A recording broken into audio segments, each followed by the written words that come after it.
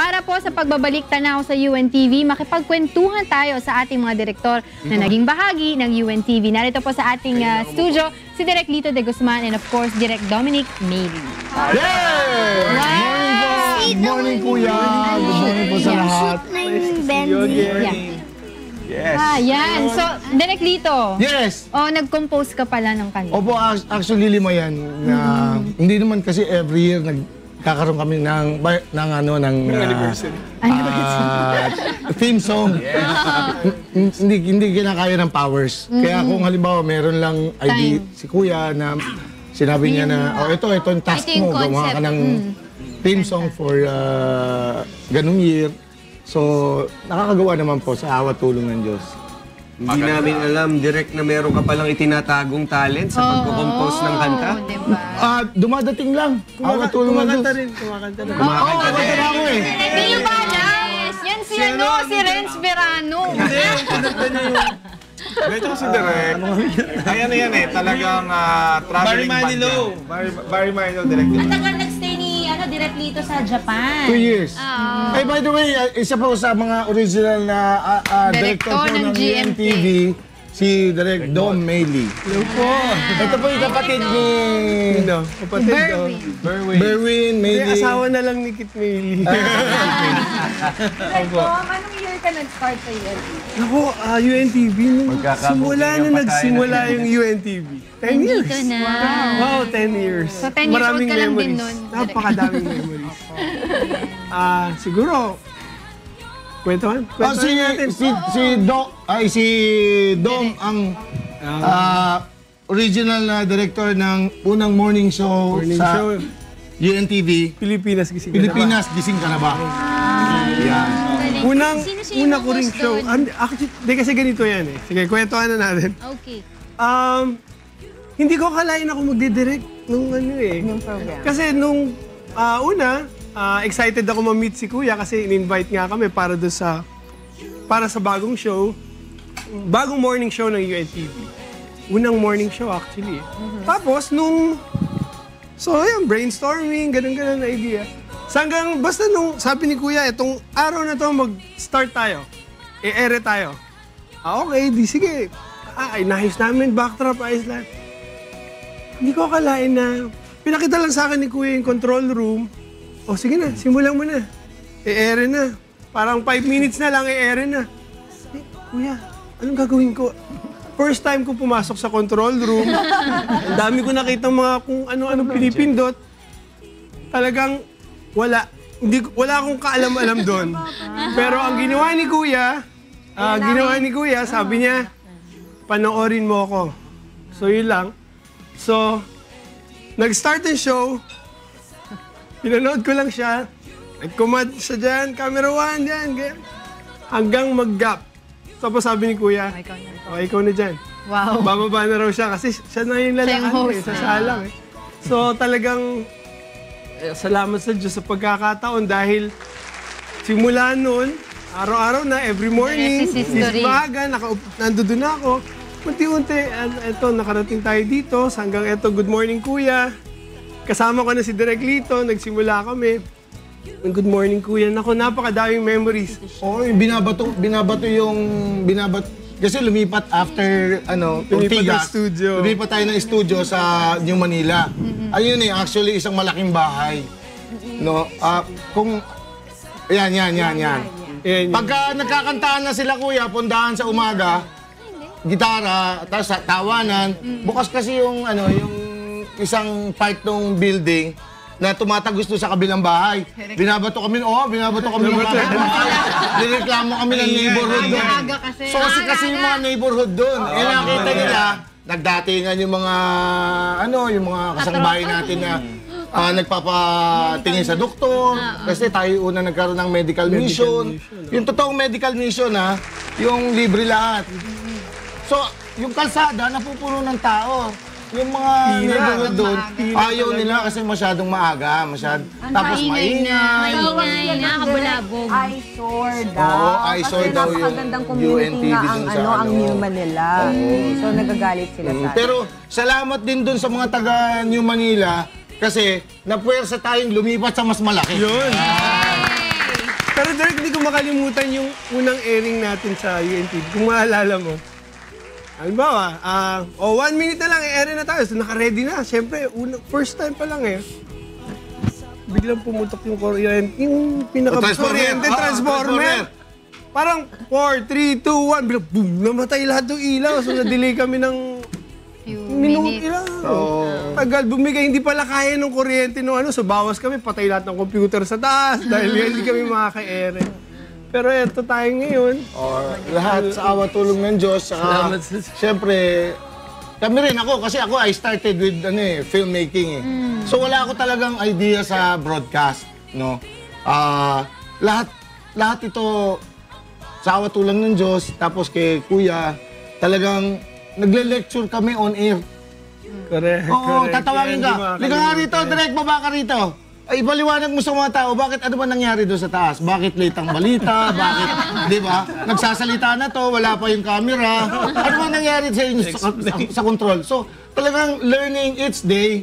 Ito yung sinasabi na never-ending learning process. Yeah. No, walang malaki, walang maliit. Talaga, lahat we started from scratch. Laki pagpapasalamat yung pagkakataon, pinagkatiwala. Actually, hindi lang po ako eh. Marami kami, halos karamihan sa amin mga baguhan. I mean, walang alam masyado dyan. Yung mga cameraman, mga kasabayan namin. Pero yung mga bago lang nila nahawakan yung camera niyan, talagang yung proseso habang nag-grow ang May mga GMA. cameraman tayo, dati hawak pala. Yung camera na. Cameraman. Tinuro ni Kuya. Actually, gano'n. Oo, sobrang. Sa akin nga yung unang-unang team song, yung The Promise. Yun. Talagang promise ko kay Kuya yun eh. Kaya lang, magbubukas na yung UNTV, mag-o-open na, wala pa yung promise ko. Oo. Talaga, hindi ko alam. Ito talagang ang hirap i-explain, but it happened. No, sa kotse, sabi niya sa akin, iparinig mo na sa akin yung team song. Dahil kailan i-record na. Opo, papunta ako ng Ortigas, nagko-compose ako sa sa kotse. It all started out in a promise. Salamat sa Diyos. Pagdating ko sa Ortigas, naparinig ko na kay Kuya sa through cellphone. Sabi ko, Kuya, ito po. Sabi niya, parang may ginayahan ka. Siguro po. Parang familiar eh. And it happened. Yes. Salamat sa Diyos. Talaga man truly inspirational po yung mga binigay niyo po sa aming story dito. Talagang sama-sama po tayo dito sa UNTV. Oo, kasama nila si Ate Lynn. Yan po dito si Ate Lynn, si Direk Maylie, si Direk Lito. Mga institusyon po yan dito sa UNTV. Sa totoo lang po, mas matanda sa amin yan. Kaya tawag namin sa kanya Ate Lynn.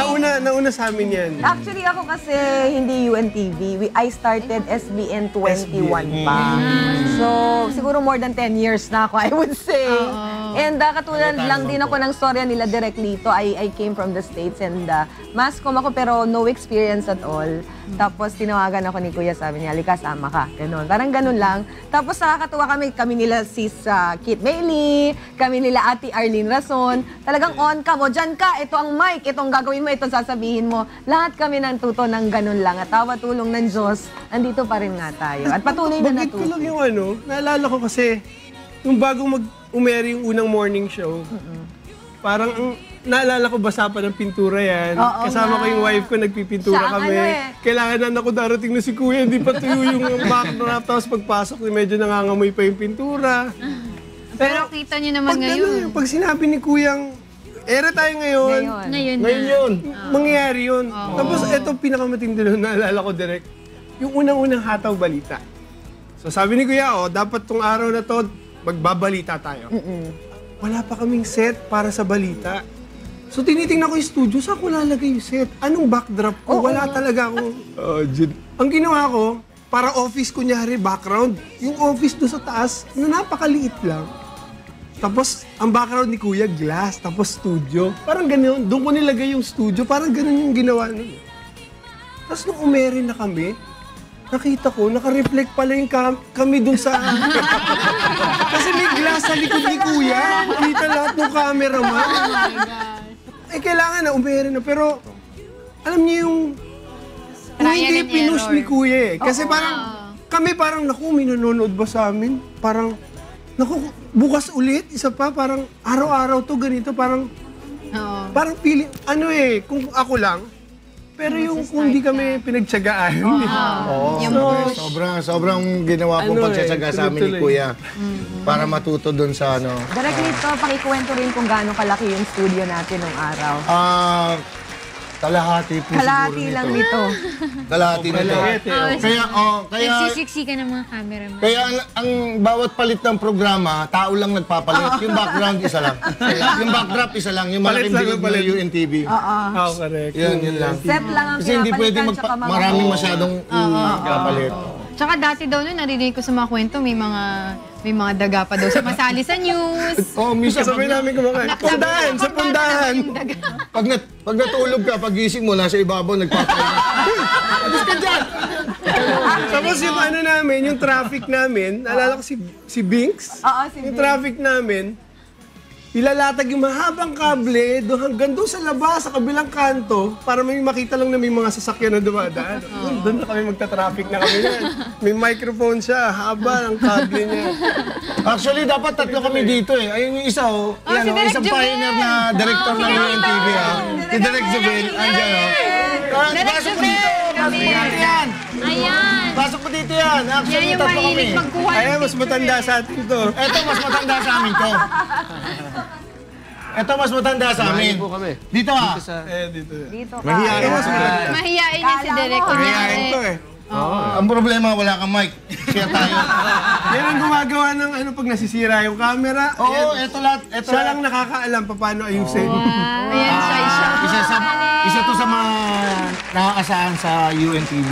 Oh, of course. Sige, Hindi pa sa UNTV, ano pa? SBN, SBN. RJ. No, yun, yung mga... Speech. Loyalty awardee din yan. Oh, Loyalty Award. Speech. Wala Awardee. Wala iyak, ha? Diba, happy anniversary po sa atin. Yes!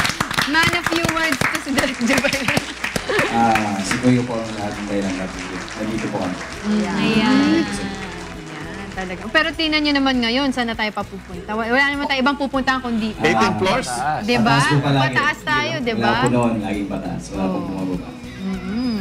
Alright, marami pong Alright. salamat kay Direk Lito de Guzman, Direk Dominic Meili, and of course kay Direk Jovel, diba? Na nag-share ng kanilang mga stories dito po sa pagiging bahagi po nila sa UNTV.